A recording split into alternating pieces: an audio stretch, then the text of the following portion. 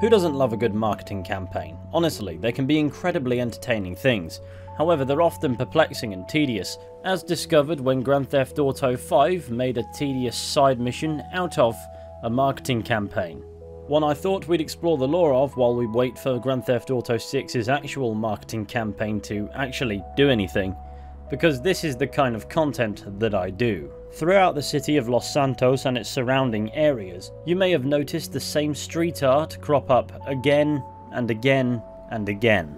These mosaics appear to depict a primate, and the meaning behind their presence is elusive for now. So join me as we delve further into understanding the monkey mosaics. Now, I must say I don't intend for this video to serve as a guide. The game is over a decade old, it would have limited value as one. However, I'll make sure that you can follow it well enough to do it yourself in your own game as well.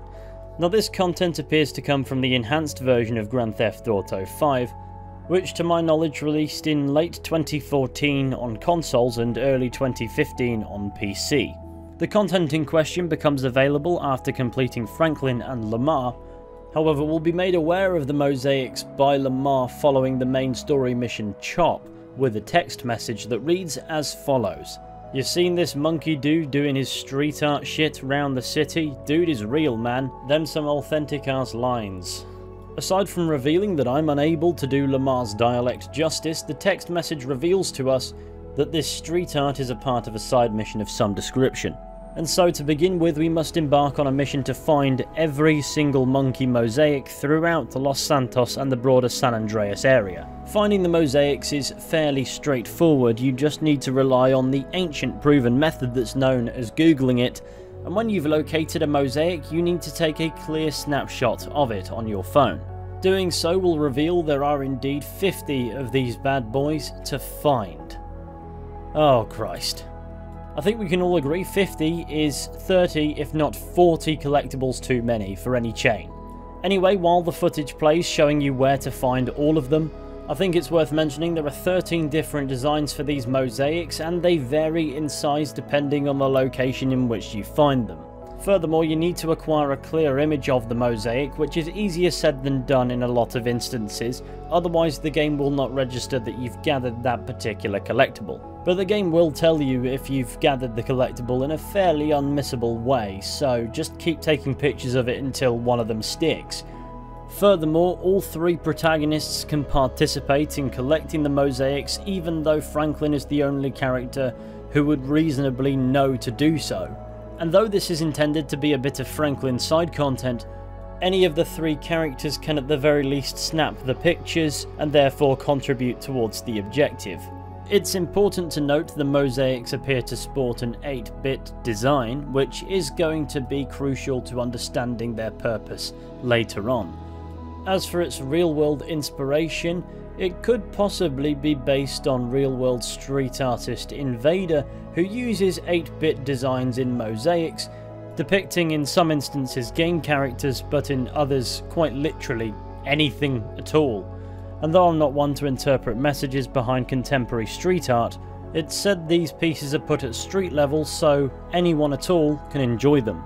Apparently this artist works as incognito as possible, masked and usually at night, and that paints an interesting image, though probably not uncommon for street artists as it is a bit of a legally grey area.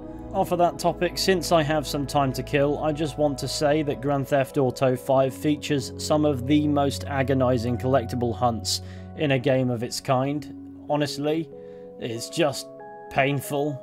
I wish it would end. I'm running out of things to say here, even though I'm glossing over every single mosaic. I don't understand what part of this was meant to be a loyalty reward because it feels more like a punishment. So while we wait for this slideshow to finish, have some elevator music.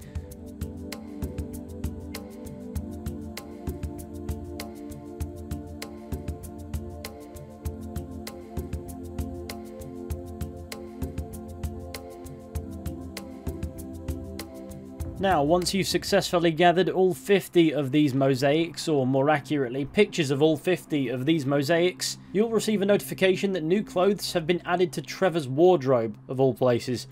So now it's time to assume playing as Trevor, park his plane at home and check it out. The new clothes include Space Monkey briefs, t-shirts and a dress, which altogether would be a very underwhelming conclusion to an agonising collectible hunt. However, the Space Monkey merch does give us a good idea as to what the Mosaics are about, as all over Los Santos you can see posters for Space Monkey 3D, and these posters are advertising a movie and phone app coming soon.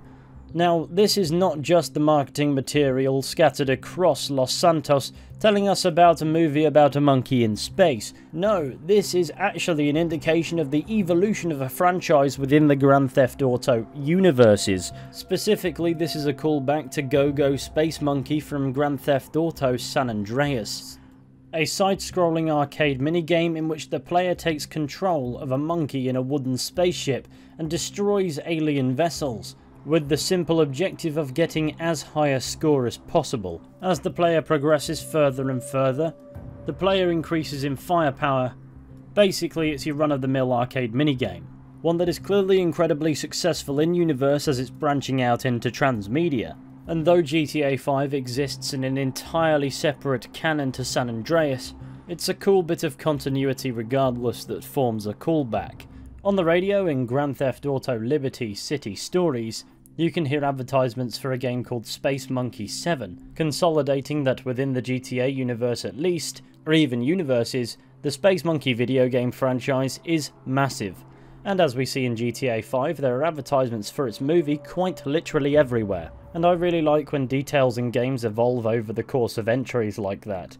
However, before we dismiss the Monkey Mosaics as the game using a fictional marketing stunt simply to give you a pointless collectible, there is one final encounter to be had. However, it requires you to own 2 of the 3 private garages apparently. Then you'll need to head to a street just north of the Los Santos Customs in Burton. It's here where you'll encounter the artist in a funny costume doing his thing. The objective here is to snap a photograph of him without being detected, but just like the Mosaics, it can be a bit awkward. The best strategy for getting a good angle is to situate yourself on the car park, and you'll know when you got the right image because the artist will simply abscond. Apparently it's imperative that you don't take off after him and kill the guy, as after this encounter he does not come back, so doing so would cut you off from the last bit. However, I did discover he will eventually respawn if you get sighted before you can snap the photo. Once the photo is got and the graffiti artist has absconded, you will receive a text message. One that reads, "Holla, you found all Space Monkey's tags in the hood and made them go viral, and you even met our marketing intern. There's a limited edition Dinka Go-Go Monkey blister sports for you in your garage. Strap in and get ready for the transmedia release of the decade when Monkey hits screens of all sizes this holiday." And sure enough, if you return to your garage, under the Special Vehicles tab you can find the Go-Go Monkey blister, a car that will allow you to drive around and never feel a woman's touch ever again. It obviously has a Go-Go Space Monkey decal that resembles the original San Andreas arcade game more than the movie, and that basically confirms the Monkey Mosaics are nothing more than part of a marketing stunt for the advertisement of a fictional franchise that's now made it all the way to the big screen. I'm sure I've seen people claim this was a part of the Chiliad mystery at some point, and now I think those people are bizarre. And yes, the car is modifiable. Sadly, it's front-wheel drive and that makes it a bit of a faff, but all things considered, it is a neat reward. Now, Space Monkey appears to be the Grand Theft Auto equivalent to Space Invaders, an arcade game originally from 1978 of a very similar premise. And according to my painfully limited ability to research, Space Invaders also appears to have held some inspiration behind the street artist Invader, who's famed for doing mosaics.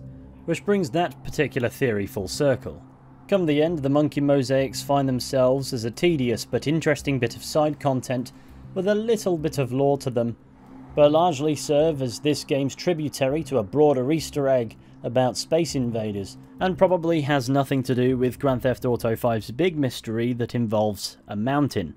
Aside from that, it's a bit of content in which Rockstar Games taught us to screenshot those ridiculous chimp NFTs before it was cool.